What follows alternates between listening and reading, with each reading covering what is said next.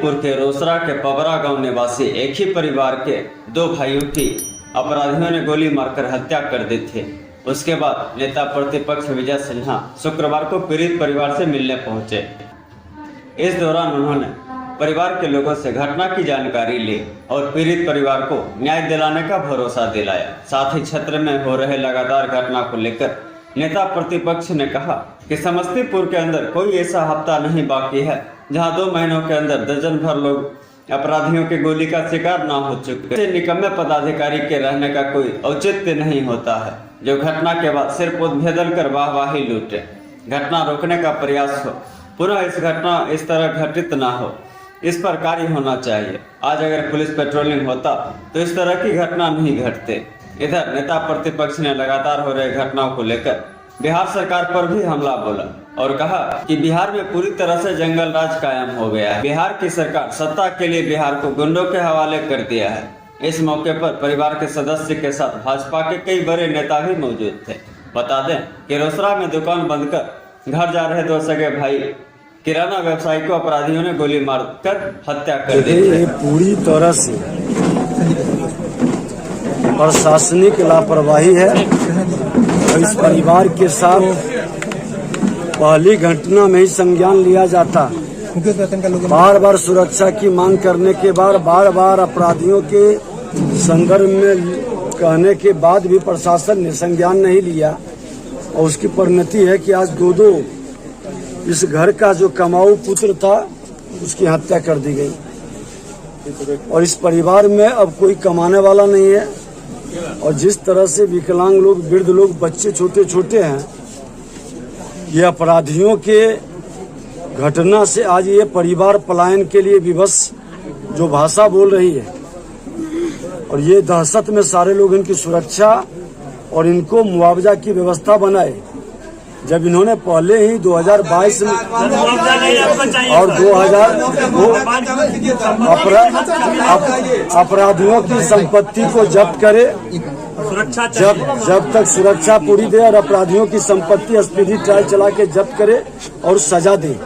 ये अपराधियों का मनोबल जब तक नहीं गिरेगा, जो इस तरह के वातावरण बना रहा है, कहीं न कहीं आज सरकार के संरक्षण में ये अपराध हो रहे हैं। आखिर लोग बताए कि यहाँ का डीएसपी सैयद अख्तर और पूर्व डीएसपी आरामाशीष कांति जो थाना प्रभारी था, बार बार इन लोग सुरक्षा की मांग करते रहे और सुरक्षा नहीं देना, अपराधी पर कार्रवाई नहीं करना। ना सिर्फ मांग सर, लिखित रूप में एसपी तक हम लोग दिए।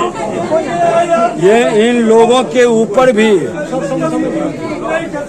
FIR होना चाहिए क्योंकि ये भ्रष्ट पदाधिकारी के कारण इस तरह के अपराधियों का मनोबल बढ़ा है, ये घटना को अंजाम दिया है। इस मामले पर उच्च स्तरीय जांच करावे और इस परिवार को सुरक्षा प्रदान करे और अपराधी को स्पीडी ट्रायल चला करके सजा दे, उसकी संपत्ति को जब्त करे। क्या लगता है बिहार में लगातार आपराधिक घटना बढ़ रहा है, क्या कहिए? जांच होनी चाहिए।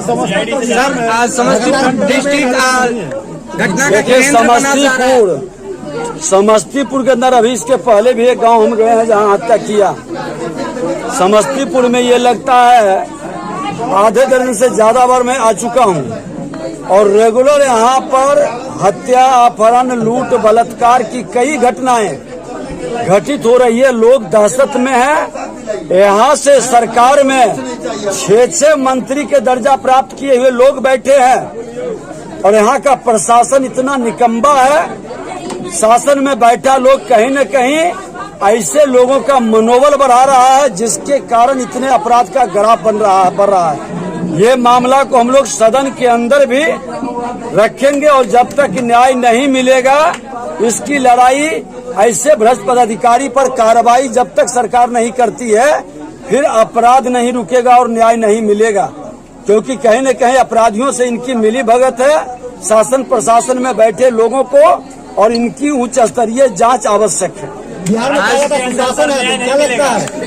ये सुशासन नहीं, ये पूरी तरह से जंगल राज है और बिहार की सरकार सत्ता के लिए दुशासन के हाथ में गुंडा राज को आमंत्रित करके गुंडों के हवाले बिहार को कर दिया है।